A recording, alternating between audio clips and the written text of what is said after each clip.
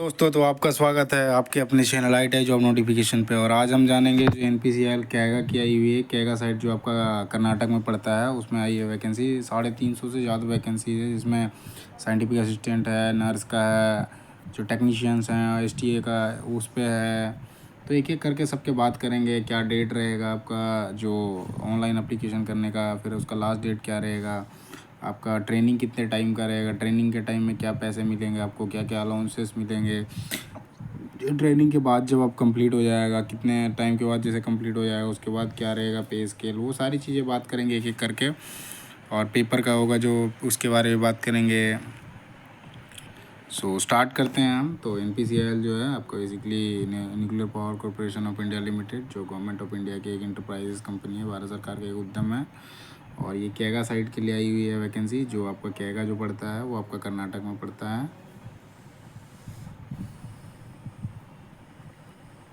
कर्नाटक में पड़ता है। और जो इसका मतलब NPC, आगे चलते हैं। कैगा कर्नाटक में पड़ता है, जिसका ये आपका ऑफिस का वहाँ का एड्रेस है। उसके बाद HR की तरफ से ये अप्लाई किया गया है। जो आप आगे देखते हैं, जो आपका ऑनलाइन जो स्टार्ट होगा 12 तारीख से स्टार्ट होगा, मतलब आज हो गया 11, आपको कल से फॉर्म भराना स्टार्ट हो जाएगा। लास्ट रहेगा 1 अप्रैल तक, शाम के 4 बजे तक आप फॉर्म भर सकते हो इसको। 12 तारीख से स्टार्ट होगा और लास्ट जो रहेगा आपका 1 तारीख, 1 अप्रैल तक रहेगा, जिसमें अलग अलग सीटों में देखते हैं। तो आपका जो वैज्ञानिक सहायक होगा उसके लिए टोटल 45 सीट है, अलग अलग कैटेगरी में अलग अलग सीट है। फिर उसके बाद आगे जैसे है वैज्ञानिक सहायक में STA ऐसे करके है, तो उसमें आपका टोटल 82 सीटें हैं। श्रेणी जो टेक्नीशियन श्रेणी के हैं, श्रेणी 2 के वैतनिक प्रशिक्षु और टेक्नीशियन ST टेक्नीशियन, इसमें आपका टोटल जो सीट है वो 226 है। तो वही टेक्नीशियन के लिए बहुत ही बढ़िया मौका है। और अलग अलग आप ब्रांच में जाओगे तो बढ़िया अच्छी खासी इसमें सीटें आई हुई है। जो आपका टेक्नीशियन में देखोगे तो सबसे ज़्यादा 226 सीटें आई है, और ये अलग अलग कैटेगरी वाइज अलग अलग सीटें हैं। उसके बाद है सहायक ग्रेड का, इस पर भी सीट है 22 है। इसमें सहायक ग्रेड का है जो VLA है, इसमें 4 सीट है। सहायक ग्रेड का एक और है जिसमें आपका 10 सीट है। और नर्स का जो है, नर्स का 1 सीट है। टेक्नीशियन जो है एक्सरे का, उसके लिए 1 सीट है। टोटल जो है 350 से ज़्यादा सीटें होती है। जिसमें देखोगे यहीं आपके 300 हो गए, 300 प्लस हो गए, आपके 350 से ज़्यादा 390 के आसपास हो, 390 91 ऐसे होते हैं। अब पद का जैसे इसमें श्रेणीवार किया हुआ है, अलग अलग किसमें कितने सीट हैं। जैसे कंप्यूटर विज्ञान में हो गए जो वैज्ञानिक सहायक भी में, कंप्यूटर विज्ञान, सिविल, इलेक्ट्रॉनिक्स, माप यंत्र, इलेक्ट्रिकल और यांत्रिकी जो मैकेनिकल हो जाएगा, कुल 45 सीटें हैं। इसी तरह इसमें वैज्ञानिक प्रशिक्षु जो हैं इनके लिए भी अलग से सीटें हैं, इसमें 82 हैं।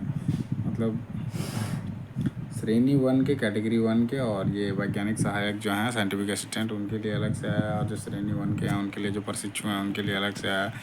फिर एक श्रेणी है जो वैज्ञानिक प्रशिक्षु टेक्नीशियन हो गया, उनके लिए सीटें हैं, जिसमें आपका देखोगे ऑपरेटर के लिए जो टोटल सीट है वो आपका 82 सीट है। इलेक्ट्रीशियन के लिए जो है ये प्लांट ऑपरेटर होता है बेसिकली। इलेक्ट्रीशियन के लिए 31 सीटें हैं, कैटेगरी वाइज ये आया। फिटर के लिए 55 सीट है, कैटेगरी वाइज ये दिया हुआ है। उपकरण इलेक्ट्रॉनिक मैकेनिक के लिए 17 सीटें हैं। उपकरण मैकेनिक है उसके लिए दे रखा है 24, मशीनिस्ट 3 है, टर्नर 6 है, ड्राफ्टमैन सिविल के लिए 1 है, और ड्राफ्टमैन मैकेनिकल के लिए जो है 1 है। तो टोटल जो सीट है वो आपका 226 सीट है। और जिसमें से जनरल का जो है वो 91 सीट है, OBC का जो है 63 है, फिर SC SC है, OBC हो जाएगा ना। आगे देखते हैं जो सहायक ग्रेड वाले हैं, ये इनमें थोड़ी सीटें कम है, लेकिन इनमें अच्छा सहायक ग्रेड का 1 जो है वो इसके बारे में देख लिया 22 है, एक में 4 है, एक में आपका 10 है, और नर्स वाले में एक एक करके, नर्स का 1 है, टेक्नीशियन का जो एक्सरे टेक्नीशियन होगा उसके लिए 1 सीट है। आगे चलते हैं। जो आपके PWD कैंडिडेट हैं उनके लिए आरक्षण दिया गया है, तो उनका क्या होना चाहिए, सिविल और इलेक्ट्रिकल से हैं उनके लिए है ये कैटेगरी है। जो आप PWD क्या है, मतलब आप दिव्यांग हो तो आपके ये सारे कैटेगरी दे रखे हैं, इसमें से किसी में से हो तभी जाके आपका होगा। इलेक्ट्रॉनिक्स का दे रखा है, इलेक्ट्रॉनिक्स में ये हैं, और बाकी दूसरे कैटेगरीज में भी हैं, तो ये सारे दे रखे हैं। यांत्रिकी, इलेक्ट्रॉनिक्स कौन कौन एलिजिबल होंगे इसके लिए वो सारे दे रखे हैं, तो इसको आप पढ़ सकते हो।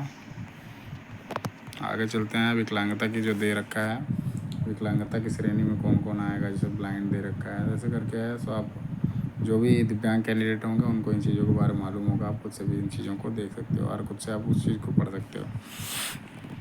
बाकी किसी भी प्रकार का डाउट होगा तो आप कमेंट में ज़रूर लिखिएगा, जिससे मैं क्या करता हूँ उन चीज़ों को दोबारा से आपको एक रिप्लाई करके भी वो सारी चीज़ें, या फिर उस पर एक स्पेशल वीडियो बना दूँगा। फिर आगे देखते हैं। इसमें भी दिया हुआ है वही PWD का जो कैंडिडेट है उसके लिए जो सीट दे रखा है, ये सीट है टोटल जो सीट हैं 5, 6, 21, मतलब अलग टेक्नीशियन के लिए जो है, टेक्नीशियन के लिए आपको देखोगे 15 सीटें हैं।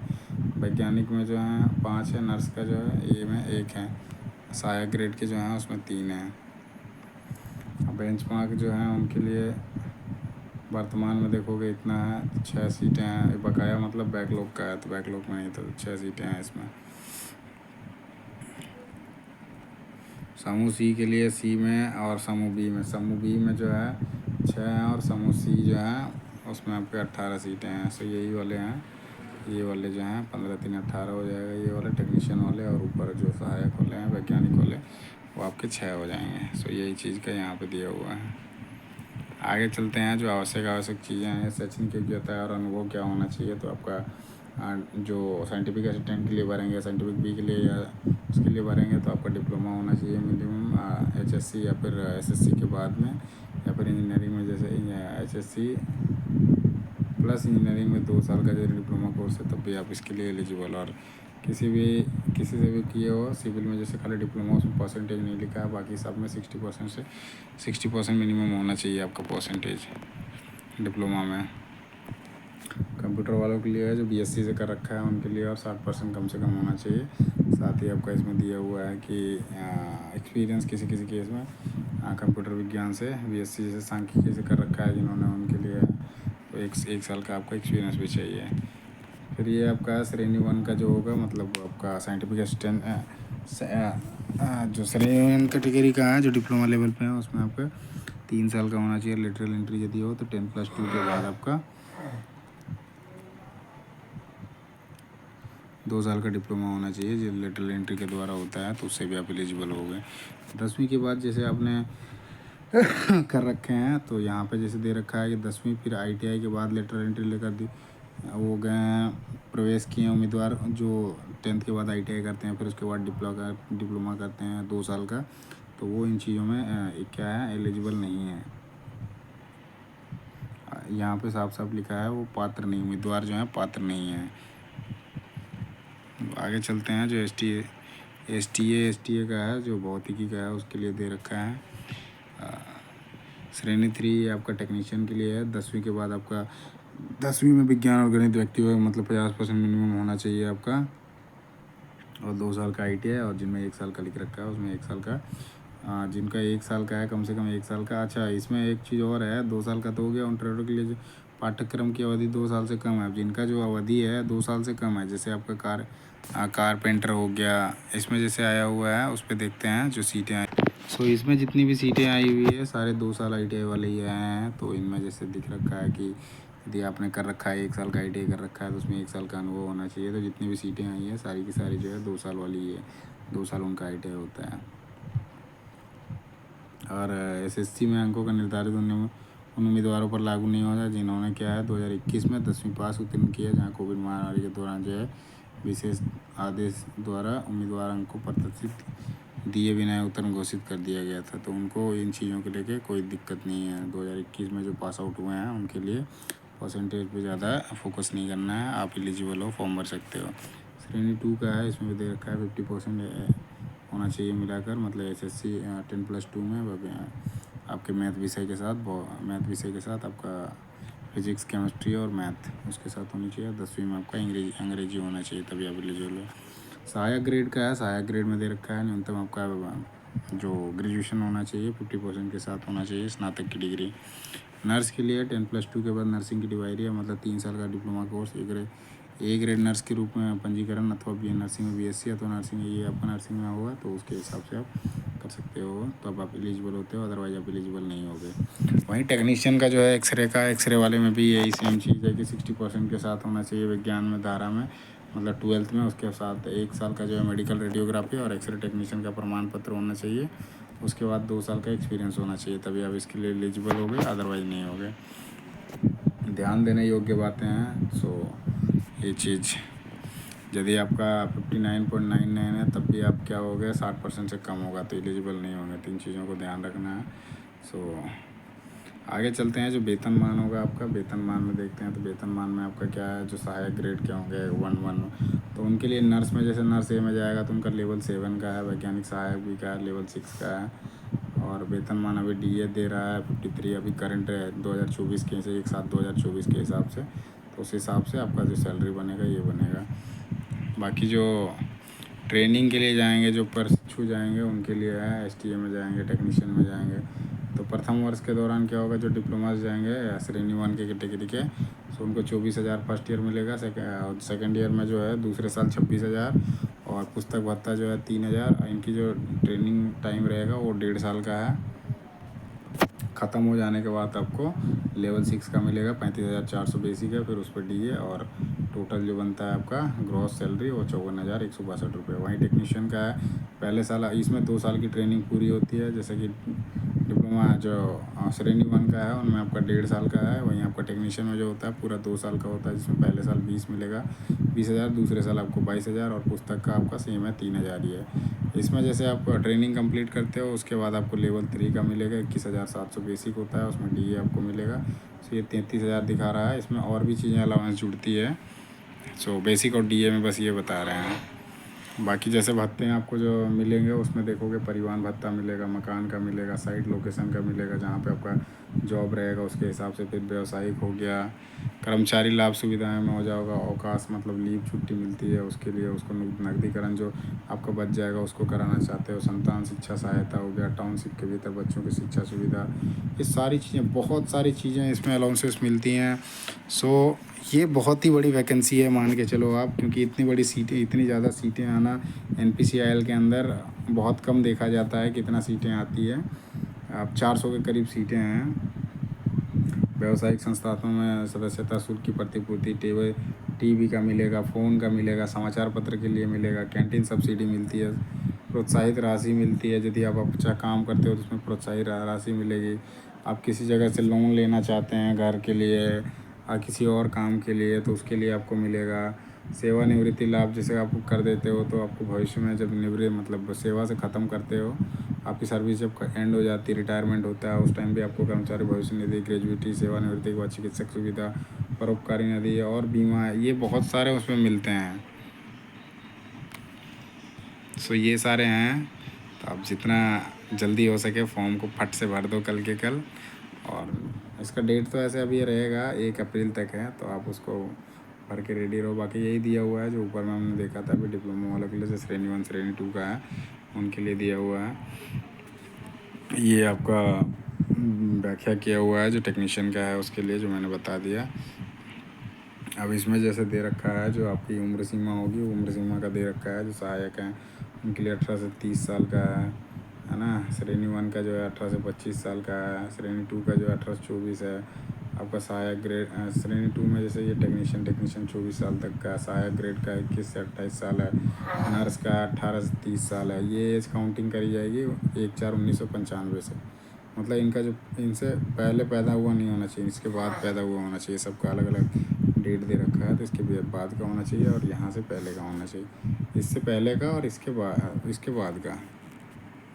अधिकतम आयु सीमा में छूट है, वही आपका कैटेगरीज वाइज छूट मिलता है। जैसे 3 साल हो गया OBC में आते हो, NCL में 5 साल जब ST SC में आते हो, 10 साल आप यदि कैंडिडेट जो PWD कैंडिडेट तो उस पर भी लगा के जब आप आ जाओगे किसी कैटेगरी पे तो आपको 13-15 वही। फिर आपका यदि किसी दंगे से रिलेटेड है, जैसे 1984 में हुआ था दंगा, उसमें जो मारे गए तो उनको छूट मिलेगा। एक सर्विसमैन है उनके लिए अलग छूट है, जो विधवाएँ होती हैं उनके लिए अलग छूट हैं, तलाकशुदा महिलाएं होंगे उनके लिए अलग छूट है, उनको 35 से 40 साल तक दिया गया है अलग अलग। 35 साल आपका जो जनरल EWS पिछड़ा वर्ग है उसके लिए है, और ST SC महिलाओं के लिए 40 साल तक है। भूतपूर्व सैनिक के लिए है, यदि आप रिटायरमेंट होते हो उस दिन से 5 साल तक के लिए है। और यदि कैटेगरी से आते हो तो 3 वर्ष मतलब आयु सीमा में 3 वर्ष तक दिया जाएगा। जैसे क्या है, भूतपूर्व सैनिक के लिए समूह C पदों के अधिकतम आयु सीमा में छूट है। जो ग्रुप C में थे उनके लिए 3 साल का है, और ग्रुप B पदों के लिए जो काम कर रहे थे और रिटायर हो गए उनके लिए 5 साल का है। ध्यान देने योग्य बातें दे रखी है इसके अंदर, तो इस चीज़ को आप पढ़ सकते हो। ये बाकी आपका जो सर्टिफिकेट से बनेगा ना, ओबीसी बनाओगे आप, एसटी एससी का बनाओगे तो उसके लिए दे रखा है ओबीसी, और ये ईडब्ल्यूएस के लिए दिया हुआ है, और कैसे कैसे किस में आओगे उसके हिसाब से। ये तैनाती का स्थान रहेगा, तो तैनाती का स्थान जो है आपका कैगा में ही होगा, जो आने वाले फ्यूचर के टाइम पे कहीं पे आपको ट्रांसफ़र किया जा सकता है, जहाँ पे एमपीसीएल के किसी भी इकाई में, मतलब जहाँ जहाँ है, जैसे चेन्नई में है, आपका नरोड़ा में है, कोटा के पास जो है रावत भाटा वहाँ पे है, आपका तारापुर में है, तो कहीं भी मतलब ज़रूरत के हिसाब से आपको भेजा जा सकता है। लेकिन आप इनिशियल रखो कि आपको कैगा में ही भेजा जाएगा, जो कर्नाटक में है। बाकी ये चयन प्रक्रिया का है। तो चयन प्रक्रिया आपका किस तरह से होगा उसका दे रखा है। तो पहले पहले जैसे देखते हैं, पहले पहले 2 का क्या है, ऑनलाइन परीक्षा है और उसमें इंटरव्यू है। तीसरे नंबर का जो है टेक्नीशियन का, उसमें परीक्षा है, ऑनलाइन परीक्षा है, प्रारंभिक परीक्षा और उन्नत परीक्षा, मतलब इसमें स्किल टेस्ट भी होगा बाद में। चौथे से लेकर आपका 9वां नंबर तक का क्या है, इनका परीक्षा है, और उसके बाद इसमें क्या है, उन्नत परीक्षा है, मतलब आपका स्किल टेस्ट भी इसमें होगा, कौशल परीक्षा। इसमें स्किल टेस्ट नहीं लिखा हुआ है जो टेक्नीशियन के हैं, मतलब सो ये जनरली तो होता है, पर यहाँ पे नहीं ले रहा है। क्या क्या पता, जिन्होंने ये लिख रखा है तो हो सकता है नहीं लेगा। बाकी कहीं भी एनपीसीएल का पेपर दोगे तो वहाँ पे आपका या कौशल परीक्षा जो होता ही होता है वहाँ पे। आगे देखते हैं बाकी जो दिया हुआ है क्वेश्चन जो होंगे टोटल आपके क्या होंगे। जैसे ये सहायक के लिए है, सहायक जो वैज्ञानिक सहायक होंगे उनके लिए हैं। ये व्यक्तिगत साक्षात्कार जो है 100 नंबर का है, और इसमें जो है टोटल आपको 50 क्वेश्चन, 4 वैकल्पिक, ये भी अधिकतम अंक जो है 100 नंबर का है। 40% जो है अनारक्षित के लिए, 30% एससी वो भी ओबीसी के लिए लाना जरूरी है। चरण 2 में 100 नंबर का जो है साक्षात्कार है, आपका भाषा तय करें, आपको इंटरव्यू होगा। फिर योग्यता सूची है, उसके दिया गया है कैसे कैसे आपका योग्यता होगा जब भी सेम नंबर लेके आते हैं तो उस केस में। वहीं श्रेणी 2 का देखते हैं। श्रेणी 2 में है, यहाँ पे आपका 150 अंक का क्वेश्चन होगा, जिसमें आपका विषय रहेगा गणित विज्ञान समान जागरूकता। जो आपके टोटल क्वेश्चन जो है 50 क्वेश्चन होंगे, पर क्वेश्चन पे आपका 3 नंबर रहेगा, गलत क्वेश्चन हो गया तो 1 नंबर काटा जाएगा। चरण 2 में आपका जो पेपर होगा वो उसमें भी 50 क्वेश्चन होगा, और इसमें आपका चरण 2 का जो है इसमें भी आपका क्वेश्चन रहेगा 50 क्वेश्चन, जिसमें आपका अपने ट्रेड से ही मैक्सिमम क्वेश्चन रहेंगे। ट्रेड से जो भी पढ़ाई हुआ है, जैसे आपका इसमें जैसे पाठ्यक्रम दिया हुआ है, जो ऑपरेटर हैं उनके लिए अलग है। बाकी आपका जो आईटीआई जिन्होंने कर रखा है, उपकरण मैकेनिक हो गया, इलेक्ट्रिशियन, फिटर, मशीनिस्टर, इससे किसी से भी कर रखा है तो आपका ट्रेड से ही आएगा। नर्स के लिए है, उनके जो विषय हैं उनसे संबंधित आएगा। टेक्नीशियन का है, जो एक्सरे टेक्नीशियन है उसके लिए संबंधित जो विषय उन्होंने कर रखा है आपने, वहाँ से आपका आएगा। इसमें आपके दे रखे हैं 50 जो क्वेश्चन रहेंगे, उसमें आपका 4 ऑप्शन रहेगा, वही दिया हुआ है। तो टोटल क्वेश्चन का नाम मार्क्स जो होगा, एक क्वेश्चन पे 3 नंबर, और काटे सही हुए तो और गलत हुआ तो 1 नंबर काटा जाएगा। तो टोटल क्वेश्चन का नंबर जो है 150 नंबर का है। इसमें लिए मिनिमम जो है अनारक्षित के लिए जो है आपका 30% क्वालिफाइंग मार्क्स है, और 20% ओबीसी, एसटी और ईडब्ल्यूएस और पीडब्ल्यूडी के लिए है। आगे चलते हैं, योग्यता के बारे दिया हुआ है, इसमें ध्यान देने योग्य बातें हैं। चरण 3 में आपका चरण 1-2 हो जाएगा पेपर, उसके बाद आपका दस्तावेज, मतलब आपका डॉक्यूमेंट वेरिफिकेशन होगा, कौशल परीक्षा होगा उस टाइम पे। हाँ, तो आपको उस टाइम पे होगा। बाकी ऑपरेटर का भी दिया हुआ है, तो कौशल परीक्षा भी होगा बाद। बाकी यही है, सहायक ग्रेड का जो है उसका दे रखा है पेपर कैसे होगा आपका 25 का, 15 का सामान्य ज्ञान, वर्तमान मामले हो गए, मतलब करंट अफेयर हो गए, कंप्यूटर ज्ञान आएगा, अंग्रेजी भाषा आएगा। तो टोटल क्वेश्चन जो रहेंगे इनके भी हैं 50 क्वेश्चन रहेंगे। 3 क्वेश्चन, एक क्वेश्चन पे 3 नंबर, एक क्वेश्चन गलत होने पर 150 नंबर का है। इसमें भी जो चरण 2 है उसमें 50 क्वेश्चन है, जिसमें माध्यम आपका रीजनिंग रहेगा और क्रांतिक तर्क, रीजनिंग और जो मैथ है उससे क्वेश्चन रहेंगे। अगला इसमें कौशल है, फिर उसके बाद आपका स्किल टेस्ट होगा, चरण 3 में दिया हुआ है इसका। फिर आगे देखते हैं जो बेंचमार्क हैं उनके श्रेणी का क्या उसके लिए दिया गया है। आगे चलते हैं, वैतनिक प्रशिक्षुओं का शरीर मानक क्या आपका हाइट होना चाहिए। मिनिमम जो है श्रेणी 1 का और श्रेणी 2 का है, उनके लिए कम से कम हाइट जो है 160 सेंटीमीटर, और कम से कम वज़न जो है 45.5 किलो होना चाहिए। अब जैसे पेपर होगा तो पेपर में किसी भी प्रकार जब बुलाया जाता है तो उस टाइम पे क्या होगा, आपको सामान्य श्रेणी का जो होता है, श्रेणी का रेल किराया जो होता है वो मतलब जो ST/SC कैटेगरी में आते हैं उनको ये चीज़ दी जाती है, अदरवाइज़ दूसरे को नहीं मिलता है। सो यही चीज़ यहाँ पे लिखा हुआ है, जब भी आते हो तो वो बुलाए गए वो पात्र अनुसूचित जाति जनजाति अभ्यर्थियों को उनको बैंक खाते का विवरण, उनको ये चीज़ मिलती है लाभ, बाकी ST/SC छोड़ के और दूसरे को नहीं मिलता है। आगे देखते हैं हम यहाँ पे, जैसे योग्यता परीक्षा में अंकों का प्रतिशत का दे रखा है। सो आपका इतना लेके आते हो तो 10 पॉइंट ऐसे करके 10 पॉइंट में आपका 5.9 हो गया, 9 में आपका 4.9 हो गया। CGPA जो आता है उसके हिसाब से ये काउंट कर रखे हैं। अनुभव प्रमाण पत्र यदि किसी प्रकार का आपने कहीं से कर रखा है तो उस केस में आपको ये चीज़ चाहिए। और यदि आप कहीं गवर्नमेंट ऑर्गेनाइजेशन में काम कर रहे हो तो आपको NOC वहाँ से लेना ज़रूरी है। जाति श्रेणी का है प्रमाण कैसे आपको करना है, उसके बारे में आवेदन कैसे करना है। तो NPCIL का ये www.npcil.career.co.in करके है, वहाँ से आप जाओगे, वहाँ से स्टार्ट करेंगे। पंजीकरण का दे रखा है, जैसे हम पहले बात किए थे 12 तारीख को स्टार्ट होगा और आपका 1 अप्रैल तक चलेगा। 12 मार्च से स्टार्ट होगा, 1 अप्रैल तक लास्ट होगा। बाकी ये साइज़ दे रखा है आपका, जो आप डालोगे उसमें डॉक्यूमेंट अपलोड करोगे उसके बाद चरण 1, चरण 2, चरण 3। जैसे चरण 1 में आपका रजिस्ट्रेशन हो जाएगा, चरण 2 में जाओगे आप, वहाँ पे ईमेल पंजीकरण मतलब ईमेल अकाउंट से एक्टिवेट हो जाएगा। फिर बाद में आपका फाइनल भरोगे, जो आपका जो अपने एजुकेशन क्वालिफिकेशन है, क्या कार्य अनुभव है, आपका खुद का पर्सनल डिटेल हो जाएगा। फ़ोटो अपलोड करोगे, सिग्नेचर अपलोड करोगे, फिर उसके बाद फाइनल सबमिशन करोगे। फिर उसके बाद आपका क्या हो जाएगा, भुगतान होगा, पेमेंट करोगे। उसके बाद उसका क्या करना है, आपको प्रिंट करके रख लेना है फ्यूचर रेफरेंस के लिए। आप जो भी चीज़ें मांग रखा है वो चीज़ें पूरी होंगी तब जाके आपको आप फॉर्म जो है वो एक्सेप्ट किया जाएगा, अदरवाइज आप क्या रिजेक्ट भी किया जा सकता है। आगे जो आवेदन प्रक्रिया को पूरा करने के लिए कृपया 4 चरणों का पंजीकरण हो गया, एक्टिवेशन हो गया, अपना विवरण हो गया, फिर भुगतान हो जाएगा।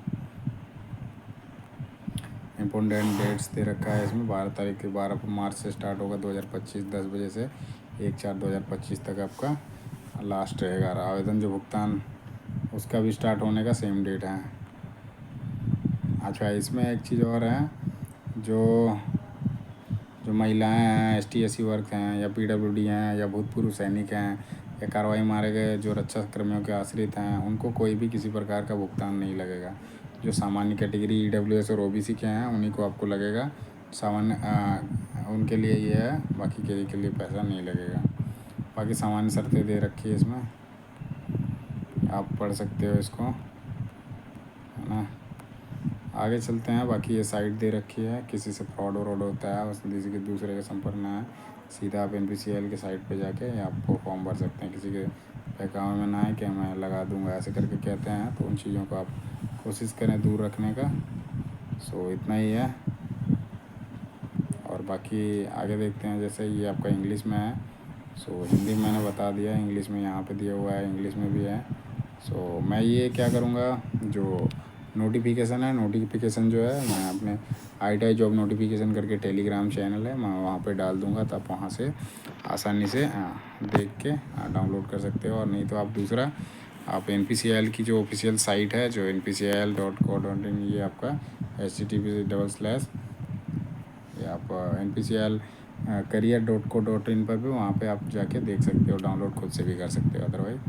सो आज का वीडियो इतना ही, यहीं पे ख़त्म करते हैं और जल्दी से जल्दी फॉर्म भर दें, फिर अपना जो तैयारी है वो स्टार्ट कर दें। सो धन्यवाद। और वीडियो अच्छा लगे तो वीडियो को लाइक करना और चैनल को सब्सक्राइब करना ना भूलें। धन्यवाद।